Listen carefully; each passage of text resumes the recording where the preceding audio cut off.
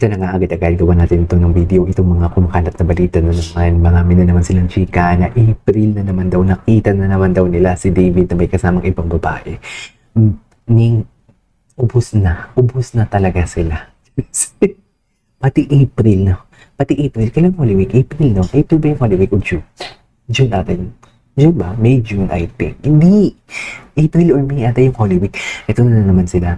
Inaatake na. Bakit? Ano meron KJ sa Holy Week? Sikretong malupet. Wala kayong makukuha sa akin. Jeez. Bakit ako napapaisip, no? Kung kailan ba yung Holy Week? Ano meron sa Holy Week sa Barda? Secret? Anyways. Ituloy natin to. Ang dami na naman nilang binabato. Bakit alam nyo ba bakit si David yung binabato nila ng mga ganitong chismis? Kasi hindi sumasagot si David eh. Hindi talaga siya sumasagot. Kaya si David palagi yung binabato nila. Kasi si Barbie talaga, knowing Barbie, she's very straightforward. Nagsasalita talaga siya. Kung may opportunity lang sa interview na tatanungin siya, nagsasalita talaga siya. Pero, di ba, si David yung kanilang inaatake for today's video. Ni isang resibo, wala naman silang may pakita. Sa totoo lang, ni isang resibo wala silang ipakita. Alam mo, okay, hindi na natin yan sila entertain. Focus na lang tayo sa mga videos na mapapanood natin, okay? Kasi hindi naman yan sila nagmamatter eh. Kasi I know from the fact, ewan ko ba, kasi nag-explain lang din naman ako sa inyo. Kasi I don't wanna spread hate. Kasi di ba, maapektuhan talaga yan sila. But anyways, tuloy natin to. Sige, gusto nyo. Panoorin natin to. Oh, so him sa mga to may kasamang girl but Barbie, sabi ni Nainay A. Pero wala namang resibo. At April mo pa pala nakita na may kasama si Barbie, pero bakit ngayon ka lang nagsasalita? Si David, nalilito na talaga ako. 'Di ba? April pa pala, pero ngayon ka lang nagsalita. Yung totoo, nakikitsakay sa cloud? Ha? Aminin mo yan, Charis. Oh, yap, David and his secret GF sa mula to last month. Ang totoo, akala ko ba sa Australia? Ewan ko sa inyo, ang balita ay isang girl, ay isang friend ni David ang bibili ng franchise. Ganyan talaga. Ang balita, etchusera. Gawa-gawan, ang galing nila gumawa ng kwento, pero nakahanapan sila ng butas. Sa totoo lang. Napakagaling nila gumawa ng kwento, pero ang butas, hanap na hanap sila talaga. Nabubutasan sila. Ewan ko sa inyo. Anyways, tuloy natin to. Finally na. Ano? Finally, nagkasama na. Sabi sa, hindi nga tayo sure after the party kung anong ganap. Hindi tayo sure kung anong ganap after the party. Tapos nga kayo ngayon, chika-chika kayo daan.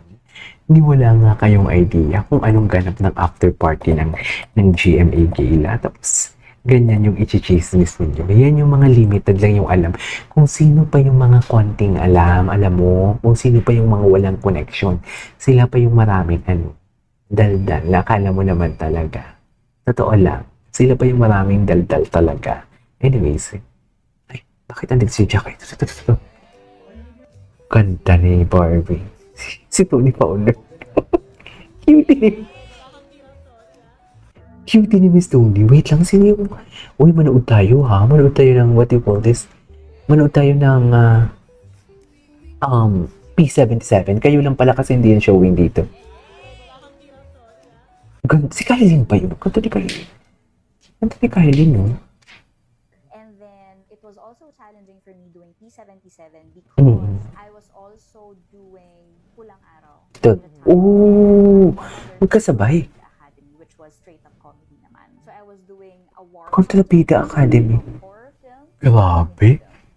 Grabe! Ay. Oh, nakalimutan nyo na ba to? Mga mahinang na lang. Ganyan tayo eh. After these videos, nakalimutan nyo na ba to? Ewan ko sa inyo. Hindi na nga sila nagmamatter, KJ. Hayaan na natin sila. Huwag na natin silang anuhin. Hindi na sila nagmamatter. Sino nagsasalita? Si David? Ay, hindi. Yung ini-interview pala. Yung ini-interview pala for today's video.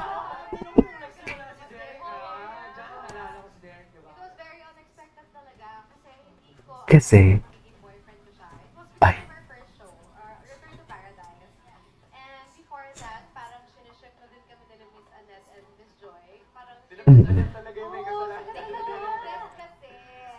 Nakikinig ako sa chismis nila, kaya huwag niyo pong alamin.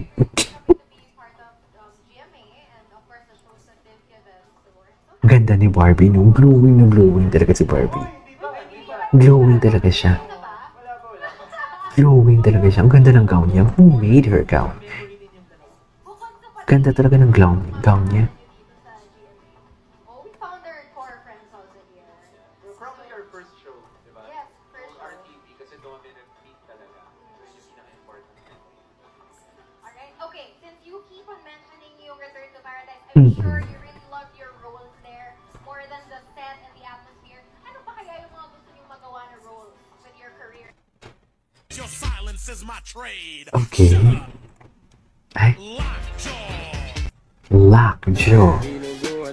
Ay, tagal na to. Ang ganda niya talaga. Sulfur.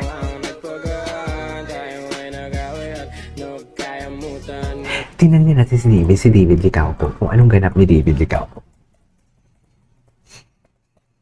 Diba? Pati sa Tacloban, may mga ano pa sa Tacloban si David. May mga chika-chika pa si David about dun sa Tacloban. Tapos nakakalimutan nyo na yun. Ay, ito sa mga interview. David Licauco revealed on Gmas Fast Talk with Boy Abunda Yan to. that he is in relationship but did not disclose Ay, his matagal na to. girlfriend's name. The actor Matagal na to. Ay, ito. What a powerful thing. Tsaka maganda kay David, full of wisdom siya. Alam mo talaga hindi siya sinungaling.